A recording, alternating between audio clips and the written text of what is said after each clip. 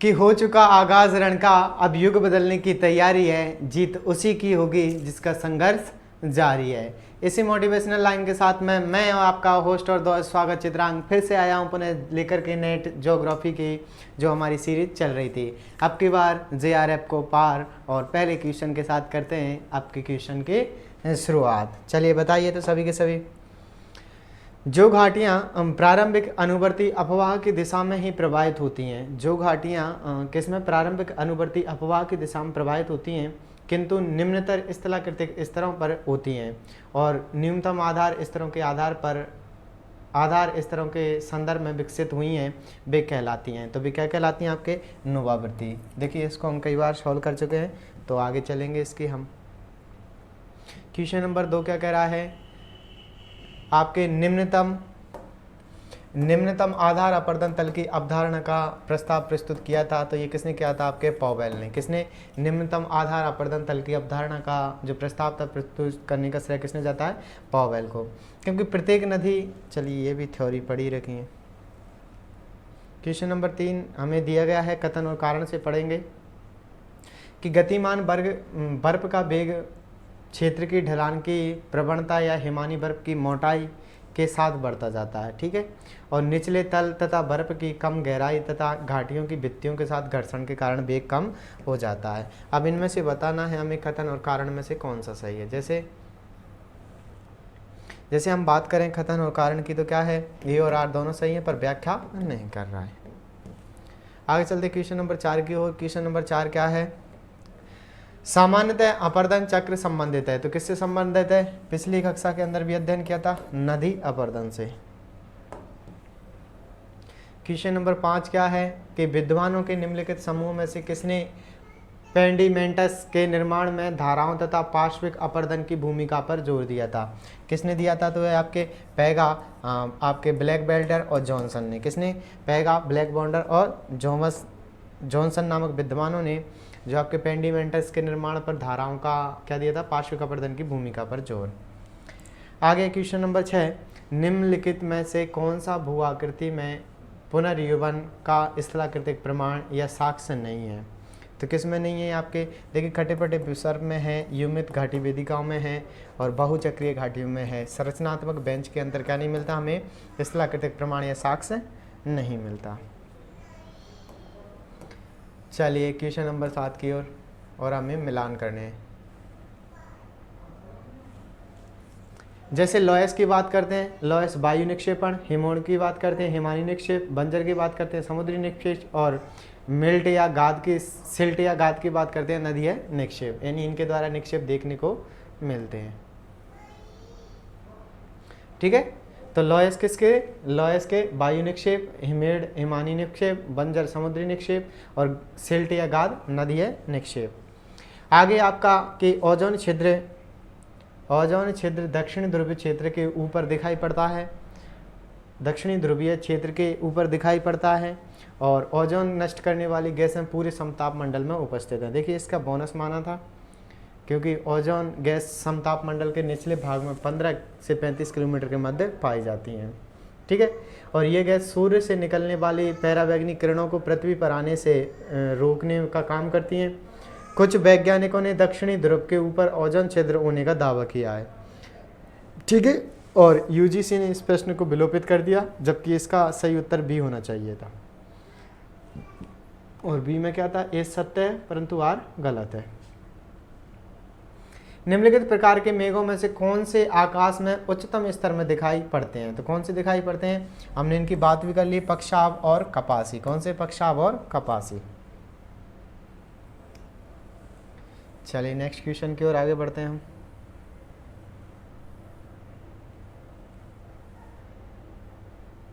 देखिए जैसे सर्वाधिक ऊंचाई पर पाए जाते हैं ये लगभग पक्षाव और कपासी, ये 7.5 किलोमीटर की ऊंचाई तक निर्मित होते हैं और छोटे छोटे क्या होते हैं? छोटे छोटे गोलाकार लहरदार रूपों में इनका विकास होता है और ये साफ मौसम के सूचक होते हैं और अत्यधिक ऊंचाई पर होने के कारण ये छायाहीन होते हैं।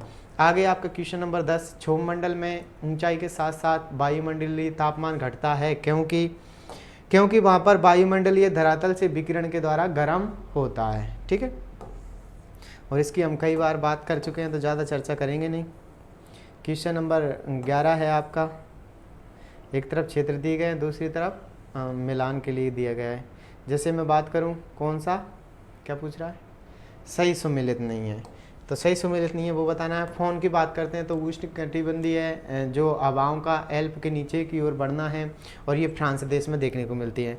मिस्ट्रल है, जो आल्प्स से फ्रांस के ऊपर शीत हवा का बहना। और सांता आना है, उष्ण सूक्ष्म वायु का अपलेशियन पर्वत के नीचे की ओर बहना। ठीक है ना, तो ये क्या है, गलत हो जाएगा। आगे बोरा की बात करते हैं तो एड्रियाटिक के पूर्वी तट के सहारे अनुभव की जाती है शीतल पवन है। क्या है, शीतल पवन है।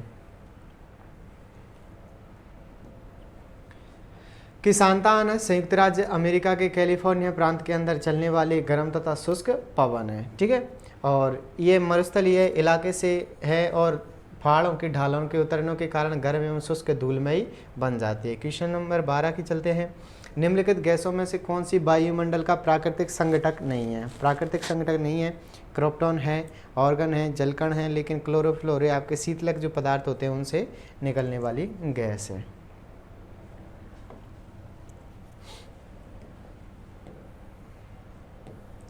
चलिए, आज वायुमंडल का संगठन में गैसें कौन कौन सी पाई जाती हैं। जैसे हम बात करते हैं नाइट्रोजन 78% पर, ऑक्सीजन 21% पर, और शेष 1% भाग ऑर्गन, कार्बन डाइऑक्साइड, नियन, हीलियम, क्रोप्टॉन, जीनॉन, ऑर्गन, जलकण आदि गैसों का होता है। स्पष्ट है, क्लोरोफ्लोरोकार्बन वायु का प्राकृतिक घटक नहीं है। आगे कोपेन के जलवायु वर्गीकरण में AW चिन्ह किसका संकेत करता है। तो AW किसका करता है, उष्णकटिबंधीय सवाना जलवायु का। मैं बात करूं कोपेन की थोड़ी सी,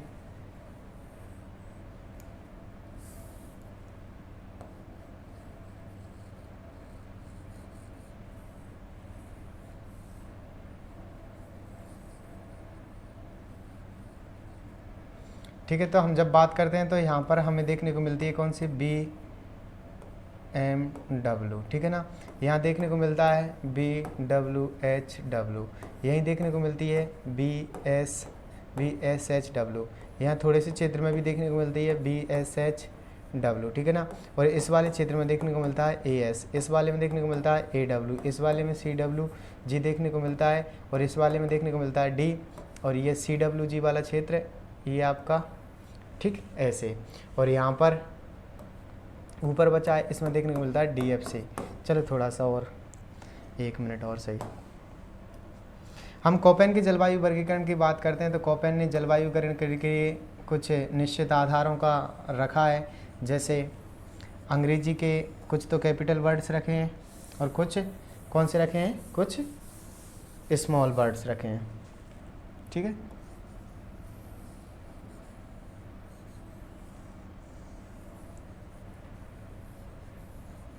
ये प्रतीकात्मक है।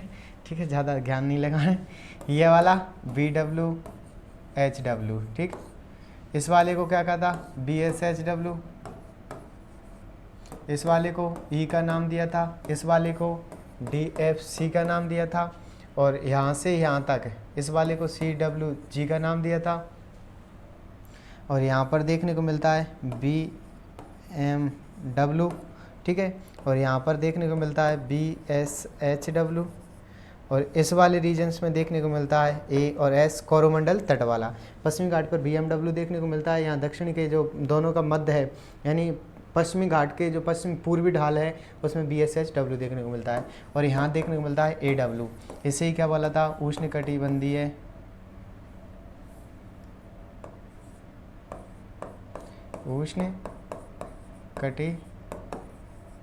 बंदी है। ठीक है ना, और इसकी अभी बात कर रहा है कि ये किसको कहा था। तो ये किसका है, कोपेन का जलवायु वर्गीकरण। और आधार क्या रखे थे, तापमान और वर्षा।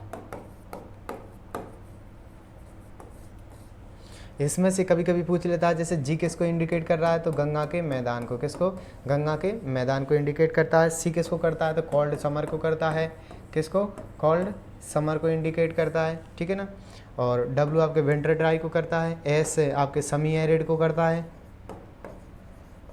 सेमी एरिड को इंडिकेट करता है।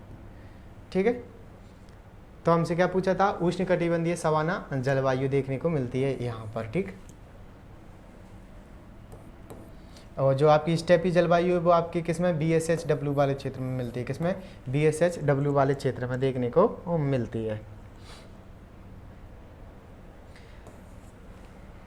चलिए नेक्स्ट चलते हैं। हरिकेन में बलवती हवाएं कहाँ पाई जाती हैं?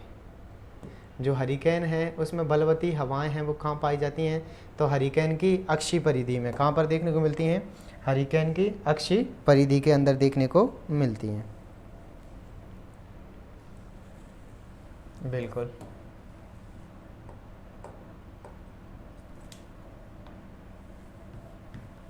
क्योंकि हरिकेन में बलवती हवाएं हरिकेन की अक्षीय परिधि में पाई जाती हैं। हरिकेन प्रति घंटे 120 किलोमीटर की गति से चलते हैं, ठीक है ना। और हरिकेन प्राय संयुक्त राज्य अमेरिका के दक्षिणी भाग तथा दक्षिणी पूर्वी तटवर्ती भागों को प्रभावित करते हैं। और तटीय खाड़ी प्रदेश जैसे Louisiana, Texas, Alabama, Florida hurricane से सर्वाधिक पीड़ित क्षेत्र हैं, ठीक है। क्वेश्चन नंबर 15 है हमारा, निम्नलिखित में से झील माला पैटरनॉस्टर कौन सी विशेषता है? वो आपको बतानी है कि कौन सी विशेषता है। तो वो क्या है? हिमनदीय सोपानों से बनी होती हैं। क्या होती हैं? हिमनदीय सोपानों पर बनी झील ही क्या कहलाती हैं? आपकी झील माला या पैटरनॉस्टर। जैसे पढ़ो थोड़ा सा, जैसे हिमसोपानों में क्लिक के पास उत्पादन की क्रिया अधिकता के कारण गहरे गर्त बन जाते हैं, जिसमें हिम के पिघलने से जल एकल हो जाता है तथा छोटी छोटी झीलों का निर्माण हो जाता है। इन्हीं झीलों को पैटरनॉस्टर झील कहते हैं और ये झीलें भी इन सोपानों के साथ सीढ़ीनुमा होती हैं। जैसे आप देख सकते हो इस चित्रात्मक में कि जो है आपके ये क्या देखने को मिलती हैं? ये आपके पैटरनॉस्टर झील देखने को मिलती है।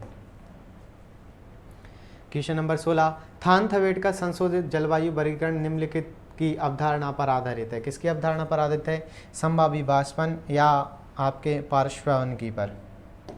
किस पर आधारित है? संभावी वाष्पन या पार्श्ववनकी पर आधारित है, ठीक है।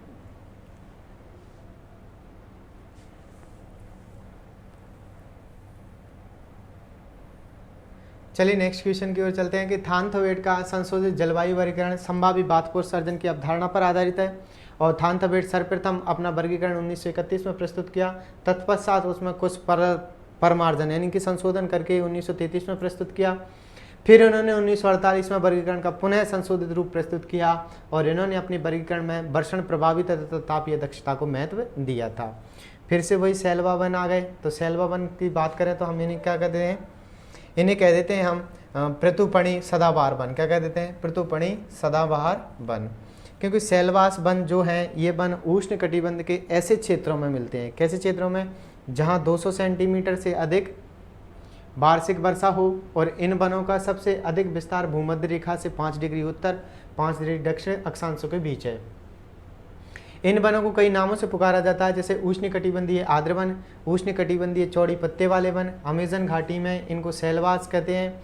और ये वन दक्षिण अमेरिका की अमेजन घाटी की नदी, अफ्रीका के जायरे बेसिन तथा गिनी के तटे, दक्षिणी पूर्वी Asia, Malaysia, New Guinea, Indochine, Myanmar के निचले प्रदेश, थाईलैंड तथा भारत के पश्चिमी तट तथा असम में पाए जाते हैं। क्वेश्चन नंबर 18, पारिस्थितिकी व्यवस्था में जीव का विशिष्ट स्थान क्या कहलाता है? तो क्या कहलाता है? ये गर्तस्थ या निश। क्या कहलाता है? गर्तस्थ या निश। क्योंकि बेस्तर जिनसे होकर आहार ऊर्जा का एक वर्ग के जीवों से दूसरे वर्ग के जीवों में स्थानांतरण या गमन होता है को पोषण स्तर कहते हैं। और पोषण स्तरों की यह श्रृंखला आहार श्रृंखला कहलाती है। क्या कहलाती है? आहार श्रृंखला कहलाती है। क्वेश्चन नंबर 19, निम्नलिखित में से किसे समुद्री पारिस्थितिकी में उत्पादकता के रूप में जाना जाता है? किसे जाना जाता है? तो इसे पादप प्लावक को। किसको? पादप प्लावक को। थोड़ा सा व्याख्या करते हुए चलें, ठीक है। जैसे पादप प्लावक को समुद्री पारिस्थितिकी में उत्पादकता के रूप में जाना जाता है। याद रखना कि उत्पादकता वर्ग के अंतर्गत सभी हरे पौधे आते हैं। उत्पादकता वर्ग के अंदर क्या आते हैं? सभी हरे पौधे आते हैं जो प्रकाश संश्लेषण की क्रिया द्वारा CO2 एवं जल को क्लोरोफिल की उपस्थिति में सूर्य के प्रकाश द्वारा ग्लूकोज में परिवर्तित करते हैं। क्या करते हैं? ग्लूकोज में CO2 को और जल वाष्प को क्लोरोफिल की उपस्थिति में क्या करते हैं? आपके ग्लूकोज में परिवर्तित करते हैं। क्वेश्चन नंबर 20 है हमारा, लौनी मिट्टी किसका परिणाम होती है। लौनी मिट्टी है वो किसका परिणाम होती है, तो किसका होती है वो आपके उच्च दर का वाष्पीकरण और मिट्टी का बहुत थोड़ा निक्षालन। क्या होता है, उच्च दर का वाष्पीकरण और मिट्टी का बहुत थोड़ा निक्षालन के कारण क्या देखने को मिलती है, लौनी मिट्टी। ठीक है ना, बिल्कुल। नेक्स्ट क्वेश्चन की ओर चलते हैं हम, और नेक्स्ट क्वेश्चन है वनस्पति कथन एक, और किस पर लागू होता है वो बताना है हमें, कि वनस्पति के लिए कोई अवकाश नहीं है, विकास तीव्र अनवरत और सतत होता है। विकास क्या है, तीव्र और अनवरत यानी बिना रुके, और सतत यानी कि लगातार हो रहा है। ये कथन किस पर लागत है, तो ये किस पर लागत है, आपके वृष्टि में उष्ण कटिबंध पर। किस पर, क्योंकि 5 से 10 डिग्री अक्षांश तक पाया जाता है, इसमें वर्ष भर उच्च तापमान पाए जाते हैं वगैरह वगैरह, और इस क्षेत्र में औसत वार्षिक वर्षा 200 सेंटीमीटर होती है। आपके गटापार्चा, रबर, एवोनी, ताड़, बांस, बैंत, महोगनी इत्यादि वृक्ष पाए जाते हैं। और इसमें अमेरिका के अपने कौन कौन से, अमेजन बेसिन, अफ्रीका के कांगो बेसिन, गिनी तट, पूर्वी द्वीप समूह तथा पूर्वी मध्य अमेरिका के क्षेत्रों में पाया जाता है। कौन सा, तो ये पाया जाता है वृष्टि में उष्णकटिबंधीय। आगे आपके क्वेश्चन नंबर 22, पादप एवं पशुओं का प्रचुरतम प्रकार निम्नलिखित में से पाया जाता है। तो ये किस में पाया जाता है, उष्णकटिबंधीय वन में। किस में, उष्णकटिबंधीय वन में। उष्णकटिबंधीय वन में पादपों तथा पशुओं के प्रचुर प्रकार पाए जाते हैं। लवणता के बारे में निम्नलिखित में से कौन सा कथन सही नहीं है, तो कौन सा नहीं है, तो बिल्कुल वर्षण की दर तथा लवणता के बीच प्रत्यक्ष संबंध है। वर्षण की दर और लवणता के बीच प्रत्यक्ष संबंध है, बिल्कुल है। नदी के मुहानों के समीप निम्न लवणता पाई जाती है, बिल्कुल पाई जाती है। और उष्ण कटिबंध में लवणता अधिकतम होती है और ध्रुवीय तथा भूमध्य रेखा की ओर कम हो जाती है। यानी उष्ण कटिबंध में तापमान अधिक होता है, वाष्पीकरण अधिक होती है, उसकी वजह से क्या होता है, लवणता अधिक देखने को मिलती है। इसकी अपेक्षा हम ध्रुवों की ओर जाते हैं तो लवणता कम देखने को मिलती है। तो हमारी लवणता सीधे वर्षण से संबंधित है, नहीं है, संबंध होता है। चलिए क्वेश्चन नंबर 24 क्या कह रहा है, सागरीय धाराओं का उद्भव किससे संबंधित है। तो किससे संबंधित है सागरीय धाराओं का, आपके गुरुत्वीय बल से। गुरुत्वीय बल की वजह से भी सागरीय धाराओं की उत्पत्ति होती है। लवणता तथा घनत्व से होता है, हवाओं से होता है। इनका आंसर सभी के साथ। चलिए नेक्स्ट क्वेश्चन की ओर चलते हैं।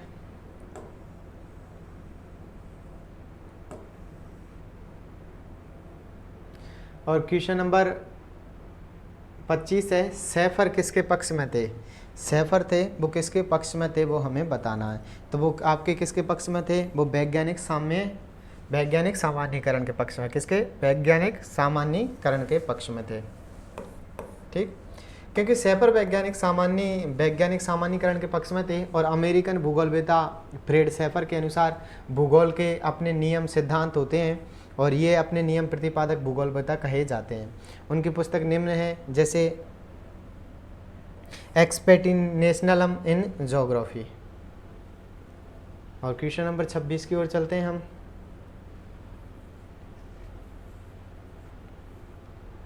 निम्नलिखित में से कौन सा सिद्धांत तार्किक प्रत्यक्षवाद से संबंधित नहीं है। तो कौन सा है आपका, व्यवहारवाद। ये किससे, तार्किक प्रत्यक्षवाद से संबंध नहीं है। और इसका प्रत्यक्षवाद से संबंधित नहीं होने का क्योंकि व्यवहारवाद का जन्म मात्रात्मक क्रांति तथा प्रत्यक्षवाद के प्रति असंतोष के फलस्वरूप हुआ है। और व्यवहारवाद की संकल्पना का प्रादुर्भाव 1952 में ही विलियम किर्क ने किया था। और कार्य कारण का सिद्धांत संरचनात्मक तथा प्रक्रियात्मक का संबंध प्रत्यक्षवाद से है। क्वेश्चन नंबर 27 क्या कह रहा है, निम्नलिखित में से कौन सा सही सुमेलित नहीं है। जैसे बात करूं मैं विलियम बुंगी, तो थियोरेटिकल ज्योग्राफी बिल्कुल सुमेलित है। आगे बात करूं डेविड स्मिथ की, तो ह्यूमन ज्योग्राफी है, वेलफेयर अप्रोच बिल्कुल। आर पीट की बात करूं, मॉडर्न ज्योग्राफिकल थॉट बिल्कुल। तो ये तो क्या है, संबंधित है। लेकिन जो डेविड हार्वे हैं उनकी पुस्तक नहीं है। कौन सी, आपके social well being a social perspective. क्योंकि डेविड हार्वे की जब हम बात करते हैं तो explanation in geography, social justice and spatial system और सोशल जस्टिस एंड सिटी। और जबकि अमेरिकन भूगोलवेत्ता थे डेविड हार्वे तत्कालीन परंपरावादी या पूंजीवादी व्यवस्था को निरर्थक बताते थे और भूगोल को सामाजिक मूल्यों से जोड़ने पर बल दिया। डेविड हार्वे की प्रमुख पुस्तकें जो कि हमने अभी पढ़ ली।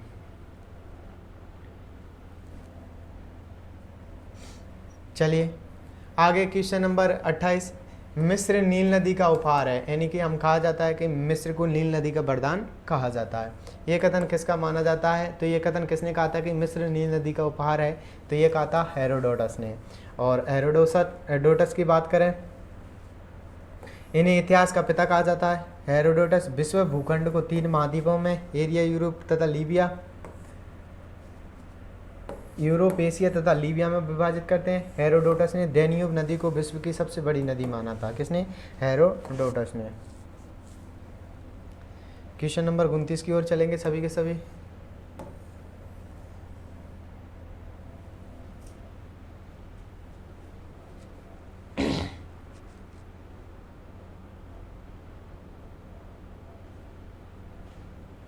निम्नलिखित में से किसने ये दलील दी कि इतिहास का भौगोलिक रूप से अध्ययन किया जा सकता है और भूगोल को ऐतिहासिक रूप में पढ़ा जा सकता है? ये किसने कहा था? तो ये कहा था आपके उन्हीं हेरोडोटस ने। हेरोडोटस ने 3 महाद्वीपों को 3 में बांटा था, एशिया, यूरोप, लीबिया, और इनके क्या कहा जाता है? इन्हें इतिहास का पिता के नाम से जाना जाता है। बात करें कि यूनानी भूगोलवेत्ता होमर ने कब 900 ईसा पूर्व में इलियड तथा ओडेसी नामक महाकाव्य लिखे थे? किसने लिखे थे? इलियड, ओडेसी, होमर ने। होमर ने 4 दिशाओं में आने वाली पवनों का उल्लेख किया जिनका नाम था बोरस, नोटस, यूरस तथा जेफरस। और थेल्स को गणितीय भूगोल का संस्थापक माना जाता है। थेल्स को गणितीय भूगोल का संस्थापक। हेमस ने आपके 2 प्रसिद्ध ग्रंथ लिखे थे, इलियड और ओडेसी, यानी कि 2 महाकाव्य लिखे थे और 4 पवनों का उल्लेख किया था, बोरस, नोटस, यूरस और जेफरस। और इकेटियस की बात करते हैं, इनकी पुस्तक है जस पीरियोडस है। इनको भूगोल का पिता कहा जाता है। क्वेश्चन नंबर 30 की ओर चलते हैं हम आगे। निम्नलिखित अरबी विद्वानों में से किसने टॉलमी की पुस्तक में सुधार किए थे? किसने किए थे? तो अल इत्रिशी ने। क्योंकि अल इत्रिशी ने टॉलमी की पुस्तक में सुधार किए। इन्होंने 1154 में एक पुस्तक लिखी जिसका शीर्षक था उसके लिए मनोरंजन जो विश्व भ्रमण की इच्छा रखता हो। किस शीर्षक से लिखा? कि उसके लिए मनोरंजन जो विश्व भ्रमण की क्या रखता हो? भ्रमण की इच्छा रखता हो। अल इद्रिसी ने 1154 में विश्व का मानचित्र भी बनाया था।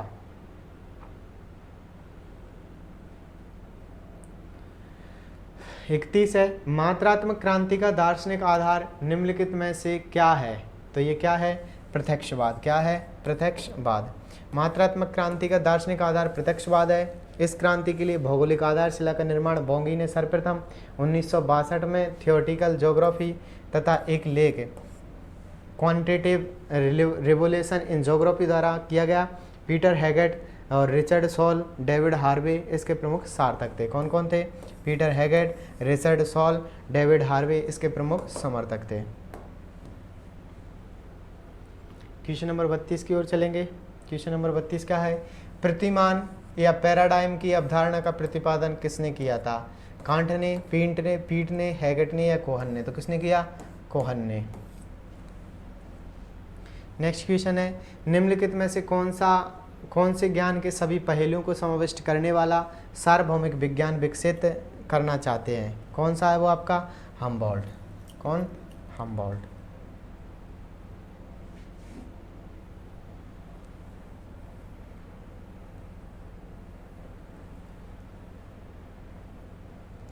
क्योंकि ज्ञान के सभी पहलुओं को समाविष्ट करने वाला सार्वभौमिक विज्ञान हम्बोल्ट विकसित करना चाहते हैं। हम्बोल्ट ने 1845 ईस्वी में कॉस्मस का प्रकाशन किया जिसमें उनकी यात्राओं का वर्णन विस्तृत है।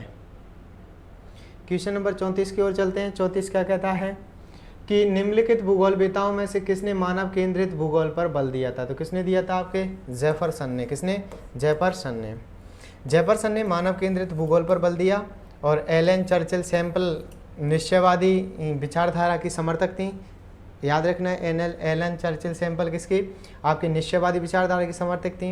इनकी प्रमुख पुस्तकें थी अमेरिका का इतिहास, तथा भौगोलिक दशाएं। भौगोलिक वातावरण के प्रभाव, भूमध्य सागरीय प्रदेश का भूगोल। किसकी थी? तो आपके एलन सैंपल की। कौन कौन सी? अमेरिका का इतिहास, भौगोलिक वातावरण के प्रभाव, भूमध्य सागरीय प्रदेश का भूगोल। क्वेश्चन नंबर 35 है हमारे सामने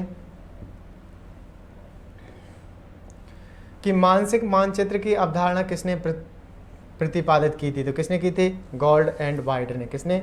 गॉल्ड एंड वाइट ने। मानसिक मानचित्र की अवधारणा गॉल्ड एंड वाइट ने दी थी। गॉल्ड के अनुसार मानव का स्थानिक व्यवहार उसके मानसिक मानचित्र के द्वारा क्रियात्मक रूप से होता है, जिसे वह निर्मित करता है। पृथ्वी पर उपलब्ध सभी स्थल रूप प्रक्रियाओं इत्यादियों के लिए मानव द्वारा निर्मित मानसिक मानचित्र ही उत्तरदायी होता है। क्वेश्चन नंबर 36 की ओर चलेंगे और क्या कह रहा है? द्वितीय जनसांख्यिकी संक्रमण की अवधारणा किसने प्रारंभ की थी? तो किसने की थी? वैन डीका ने। किसने? वैन डीका ने। द्वितीय जनसांख्यिकीय संक्रमण की अवधारणा किसने प्रतिष्ठित की थी? वैन डीका ने। आयु विशेष प्रजनन दर किस आयु समूह में अधिकतम होती है? तो किस में होती है? आपके 20 से 24 वर्ष में। किस में? 20 से 24 वर्ष में। आयु विशेष प्रजनन दर 20 से 24 वर्ष आयु समूह में अधिकतम होती है। 1971 के बाद प्रजनन आयु वर्ग में पुरुषों तथा स्त्रियों का प्रतिशत काफी संख्या में वृद्धि हुई थी। अगले क्वेश्चन की ओर चलते हैं।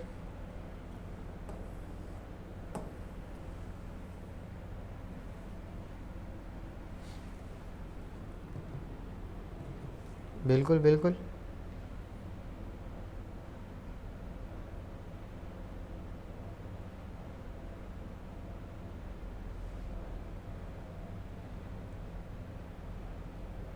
चलिए क्वेश्चन नंबर 38 क्या कह रहा है कि भारत में ग्रामीण से नगर प्रवास के लिए निम्नलिखित में से मुख्य कारण क्या है? तो क्या है? हम इसकी बात कर चुके हैं। रोजगार है, तो हम ज़्यादा सा इसके लिए जोर नहीं देंगे। क्वेश्चन नंबर 39 को पढ़ें आप कि किसने दलील दी कि बहु केंद्र या केंद्र नाभिकीय नगरीय विकास के लिए जिम्मेदार है? किसने कहा था ये? हैरिस एवं उल्मान ने। किसने? हैरिस एवं उल्मान ने। क्योंकि बहुकेंद्र या केंद्र के लिए हैरिस तथा उल्मैन जिम्मेदार हैं, जिन्होंने 1945 में अपने सम्मिलित लेख द नेचर ऑफ सिटीज़ में इस सिद्धांत को प्रस्तुत किया और हॉयट ने खंडीय सिद्धांत का प्रतिपादन किया। हॉयट के अनुसार आवासीय भूखंड का आवागमन मार्गों के सहारे केंद्र के सभी दिशाओं की तरफ फैले हुए खंडों के रूप में विकसित होता है। तो ये याद रखना आपका बहुकेंद्र और केंद्र के लिए कौन कौन जिम्मेदार थे? आपके हैरिस और उल्मैन। 1945 में सम्मिलित लेख दिया था इन दोनों ने द नेचर ऑफ सिटीज़ के नाम से। ठीक है ना? तो आगे बात करें क्वेश्चन नंबर 40 की। भारत में वाणिज्यिक, औद्योगिक, शैक्षिक तथा राजनीतिक गतिविधियों के संबंध में सबसे बड़ा तथा सर्वाधिक प्रभावी नगर जाना जाता है। तो किस नाम से जाना जाता है? प्रमुख नगर के नाम से। ठीक है। तो क्या पूछ रहा था हमसे उसने पूछा था कि जो वाणिज्यिक और औद्योगिक, शैक्षिक तथा राजनीतिक गतिविधियों से संबंध होते हैं उनमें सबसे बड़ा तथा सर्वाधिक महत्वपूर्ण प्रभावी नगर जाना जाता है, वो आपको किससे जाना जाता है? प्रमुख नगर को। किसको? प्रमुख नगर को। जब तक मैं बात कर लेता हूँ थोड़ी सी आपसे, और जैसे महाद्वीपीय विस्थापन सिद्धांत किसने दिया था? तो आपके अल्फ्रेड वेगनर ने। और हार्टलैंड थ्योरी या हृदय स्थल सिद्धांत की बात किसने की थी? तो ये आपके मैकेंडर ने। और आपके चलो एक और बता देना आप कि जो आपके लाभ सिद्धांत है, यानी कि आपके केंद्र से परिधि की ओर, ये किसके द्वारा दिया गया था? बिल्कुल बीबर के द्वारा दिया गया था। ठीक। और आपसे बात करूं मैं AW किसको इंडिकेट कर रहे हैं? तो उष्णकटिबंधीय, आपके किसको? उष्णकटिबंधीय जलवायु को इंडिकेट कर रहे हैं। हाँ बिल्कुल, सदाबहार वाली को कर रहे हैं। और W आपके वैसे भी एरिड को वाले शुष्क को ही करते हैं। ठीक। क्या हो गया इसके? एक मिनट, जब तक मैं पानी भी पी लेता हूँ, आप भी पानी पी ले।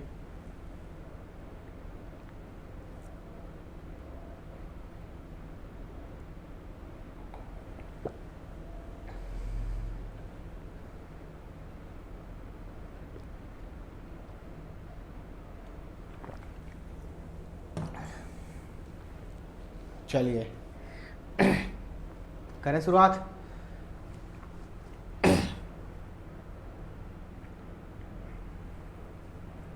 क्या हो गया इसके? 1 मिनट वेट करना, थोड़ा सा टेक्निकल इशूज़ है, इसको सही करवाओ थोड़ा सा जल्दी।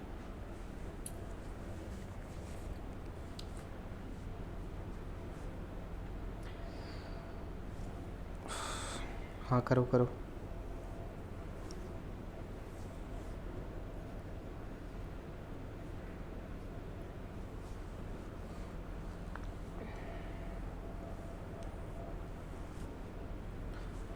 देखो ना उसको, बिल्कुल बिल्कुल।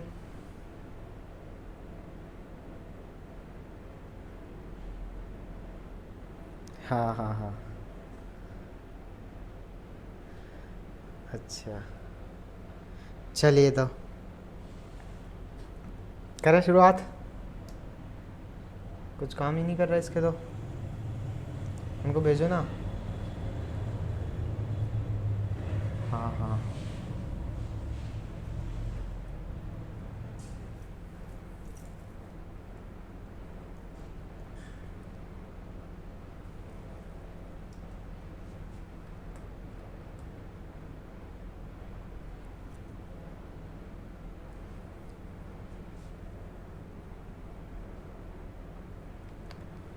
एक मिनट, अभी थोड़ा सा ठीक होने में टाइम लगेगा।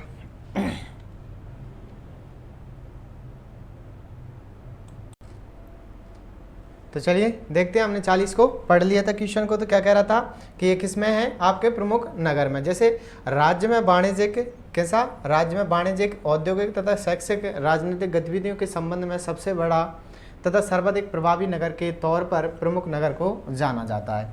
और प्रमुख नगर का नियम मार्क जेफरसन ने 1939 में प्रस्तुत किया।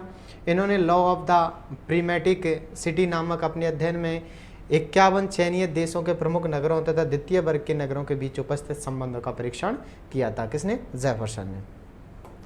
चलिए नेक्स्ट क्वेश्चन की ओर चलते हैं। क्वेश्चन नंबर 41 क्या कह रहा है हमसे, बर्गेस मॉडल में भूमि उपयोग के लिए अनुक्रमण से कौन सा सही है। ठीक है, तो हमें बताना है कौन सा सही है।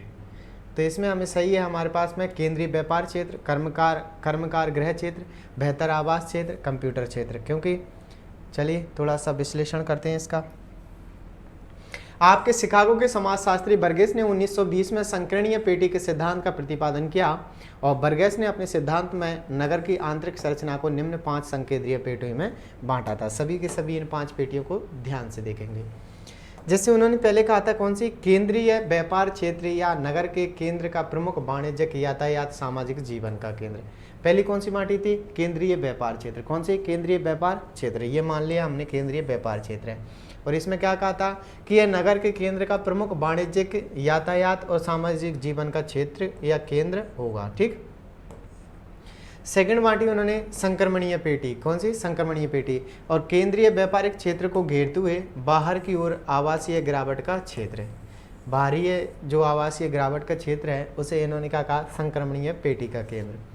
फिर थर्ड बांटी थी इन्होंने स्वतंत्र कार्यशील व्यक्तियों के आवास की गृह पेटी, यानी इसमें नगर की फैक्ट्री आदि में काम करने वाले लोगों को विभाजित किया था। ठीक है ना।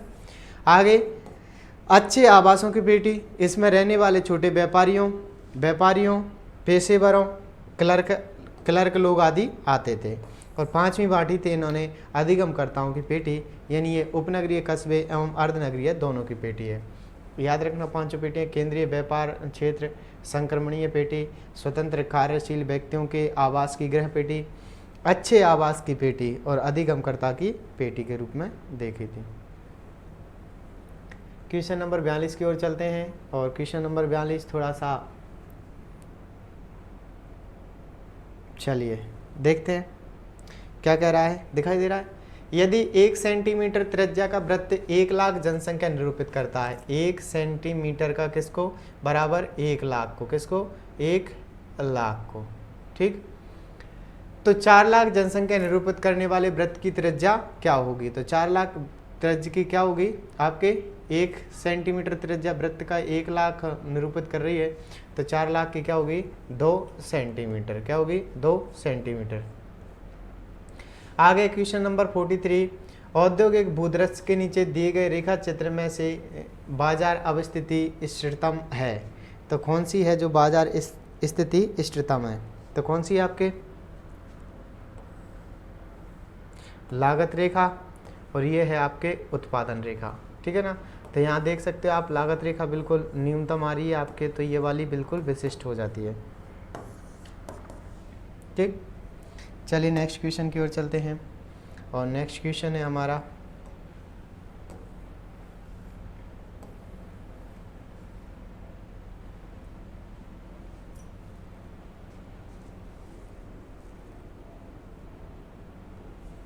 बिल्कुल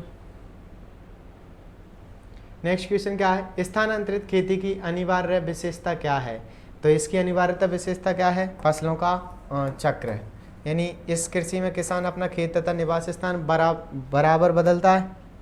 मक्का, ज्वार, बाजरा, धान इसकी प्रमुख खाद्य फसलें हैं, और किसान वनों को साफ करते हैं, खेत बनाते हैं, कुछ दिनों बाद उस स्थान को छोड़ करके दूसरी जगह भी यही प्रक्रिया अपनाते हैं, और इससे कृषि में उपज बहुत कम होती है। किसान आर्किड, वन तथा संग्रहण आदि के माध्यम से जीवन यापन करता है। क्वेश्चन नंबर 45 है हमारे सामने, स्वतंत्र उद्योग वह होते हैं जिनके लिए क्या होता है आपके परिवहन लागत तुलनात्मक रूप से महत्वहीन होती है। क्या है जो आपकी परिवहन लागत है वो महत्वहीन, यानी कि उनके लिए कोई मायने नहीं रखती, यानी कि बहुत कम पैसा खर्च होता हो उन पर, ठीक है ना।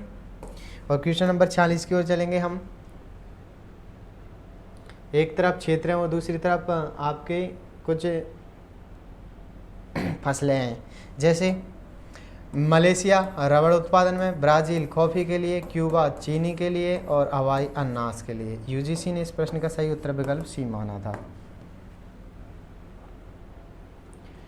कुल्टी, बर्नरपुर तथा हीरापुर में लोहे तथा इस्पात संयंत्रों को एक में सम्मिलित किया गया है, जिसका नाम है, देखिए कुल्टी, बर्नपुर और हीरापुर में लोह इस्पात संयंत्रों को एक में सम्मिलित किया गया है, किसमें, भारतीय लोहा इस्पात कंपनी में, यानी इन तीनों को किसका एक सम्मिलित रूप कर दिया गया है, क्या है, भारतीय लोहा इस्पात कंपनी, ठीक।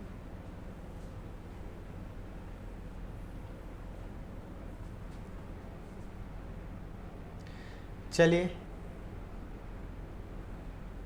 थोड़ा सा पढ़ लेते हैं। जैसे पश्चिम बंगाल में हीरापुर, कुल्टी, बर्नपुर भारतीय लोह इस्पात कंपनी के अधीन 3 संयंत्र हैं। कौन कौन से आपके, एक मिनट माफ करना, हाँ, बंगाल में हीरापुर, कुल्टी तथा बर्नपुर भारतीय लोह इस्पात कंपनी के अधीन 3 संयंत्र हैं। हीरापुर में पिंग आयरन कच्चा लोहा, कुल्टी में इस्पात तथा बर्नपुर में चादरें बनाने का संयंत्र स्थापित है।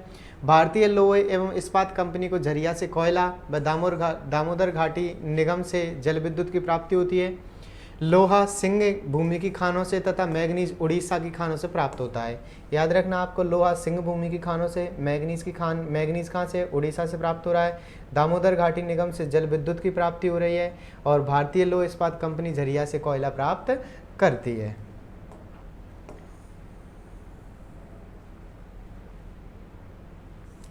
नेक्स्ट क्वेश्चन है 48, धान का उत्पादन करने वाले क्षेत्र संबंधित हैं। तो धान का उत्पादन क्षेत्र अधिक जनसंख्या घनत्व से, क्योंकि धान की जब भी हम बात करते हैं तो क्या देखने को मिलता है, ये गहन जीवन निर्वाह कृषि के अंदर चावल गहन, जो बटलेसी ने 13 कृषि प्रकार बताए थे, चावल गहन कृषि प्रदेशों के अंदर ये देखने को मिलता है कि अधिक जनसंख्या घनत्व से। और थोड़ी सी और बात कर लेते हैं हम इसको लेकर के, कि धान का उत्पादन अधिक जनसंख्या घनत्व से संबंधित है। प्रमुख धान उत्पादक क्षेत्र हैं इंडोनेशिया, बांग्लादेश, थाईलैंड, ब्राज़ील, चीन, भारत इत्यादि प्रमुख हैं। और अंतर्राष्ट्रीय चावल अनुसंधान केंद्र मनीला फिलिपिस्तान में स्थित है। कहाँ पर है, मनीला फिलिस्तान में। कौन सा, अंतर्राष्ट्रीय चावल अनुसंधान केंद्र, फिलीपींस में है, सॉरी फिलिस्तान कह रहा हूँ। इजराइल फिलिस्तान का भी युद्ध चल रहा है, तो इस वजह से थोड़ा सा माफ करना, उधर चला गया। तो एक तरफ सूची नगरीकरण की अवस्था और दूसरी तरफ स्पष्टीकरण दिया गया है।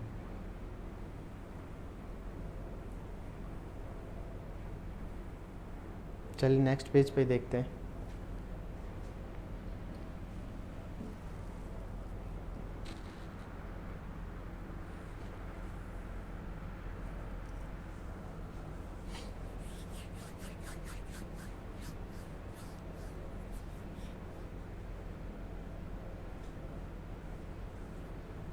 जैसे हम बात करते हैं नगरीकरण, तो नगरीकरण में हम क्या देखते हैं, नगरीकरण के अंदर देखते हैं कि कुछ अधिवास आसपास के ग्रामीण क्षेत्रों की लागत पर विकसित होते हैं, कि कुछ जो अधिवास हैं वो किस पर लागत होते हैं, आपके आसपास के ग्रामीण क्षेत्रों की लागत पर विकसित होते हैं।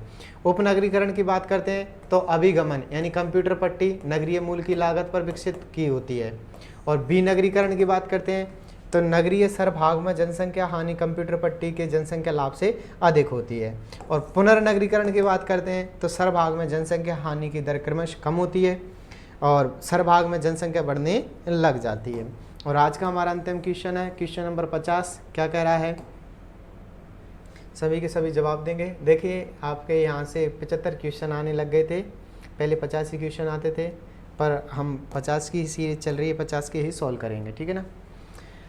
तो प्रवास के परिणामों के बारे में कौन सा कथन सही है, तो कौन सा कथन सही है आपका कि प्रवास के फलस्वरूप प्रवास की प्रक्रिया से जुड़े दो क्षेत्रों का जनसंख्या संसाधन काफ़ी बदल जाता है। बिल्कुल, इस क्षेत्र से आया है, इसमें बसेगा तो इसमें कम हो जाएंगे और इसमें अधिक हो जाएगा।